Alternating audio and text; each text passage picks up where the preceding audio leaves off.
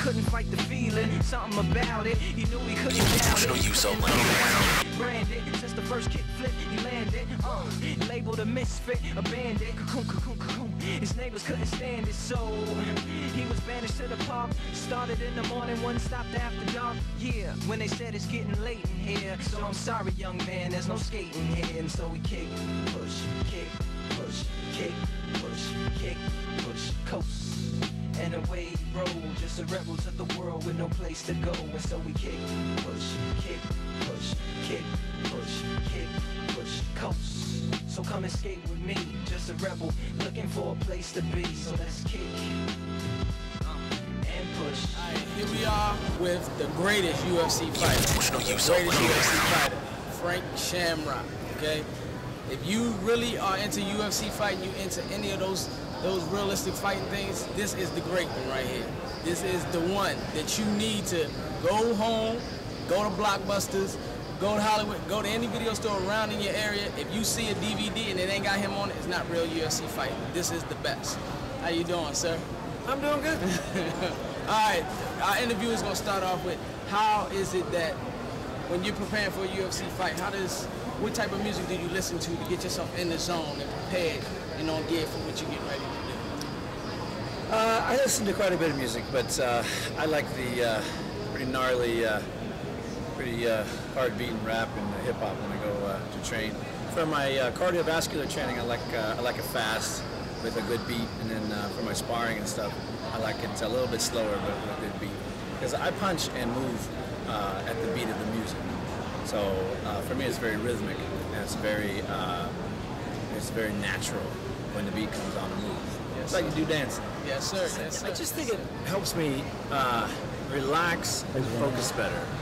Because what the music does is it allows my subconscious mind to kind of chill, and it allows my subconscious mind to sort of take more control of what's going on by way of my body.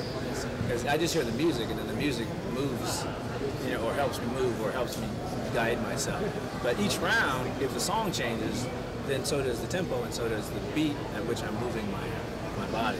Yes, sir. Yes, sir. And I want to get in here with both of these two great ones, but this is the man. Now let me ask you something. When the UFC first came in, man, I mean, and no disrespect to nobody, they was dominant, but this man, he done came in and he done just changed the sport.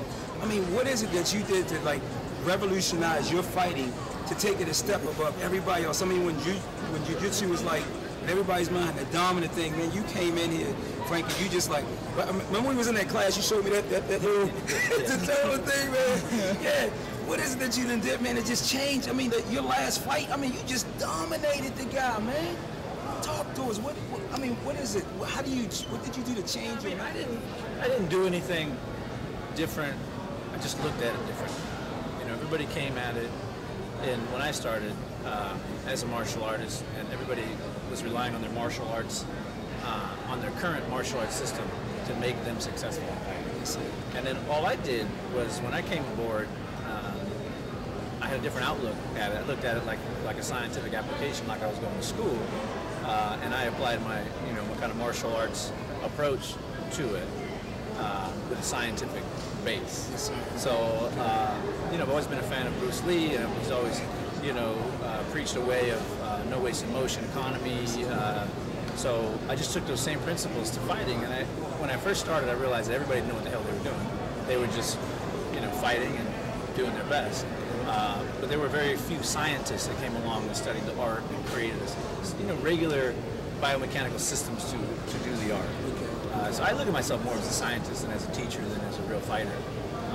But if you sat down for 10 years like I did and studied it, you'd figure it out too. Yes, sir. No one else took the time because everybody else is, running around doing this, that, and the other. But and just one other question. I mean, because right now on the underground market with hip hop, with the fight game, most of the people that watch pay-per-view, there's a lot of those teenagers out there selling drugs, they running wild. There's a lot of other people, but if you go to the underground market, they got these underground tapes where kids out in the back alleys trying to do that. If you could say anything that's positive to a kid out there trying to emulate this stuff and causing badly harm to a family member or a friend, what could you say to them to to just change that, because some people have really seriously been hurt. And on the underground market, do you know what? These tapes are the hottest selling tapes out there. Well, I mean, you know, the scary thing is, or the disconcerting thing is that, you know, fighting in itself is against human nature. It's fight or flight, and humans will usually run if they're smart. When you stay and fight, there's a whole other responsibility associated with it. For me, it's an art form. So I would never do it anywhere else. I would never do it unless they were paying me gobs of money and I was doing it professionally. It just doesn't make any sense. Or unless I was in my gym in a safe, controlled environment. I mean, if you're out and you're young and you want to get into business, or you like what you're doing or whatever, you need to approach it like art, and you need to find a good teacher or leader or somebody to help guide you through it. There's a bunch of knuckleheads out there doing a bunch of crazy stuff that, you know, it's the same as in pro wrestling, it's the same as in football. If you're not wearing pads, you don't have a good instructor, you don't know what you're doing, you're going to hurt yourself or somebody else. But it really is an art form, and that's what we got to teach our youth these days. Just like hip-hop is art, I mean, it's art. When it's done right, it's beautiful. When it's done wrong, I mean, you know, it sucks. That's the thing we got to avoid. So everybody out there, remember, this is the great one, Mr. Frank Shamrock. Remember, he's one of the most humblest guys you can ever meet. All right?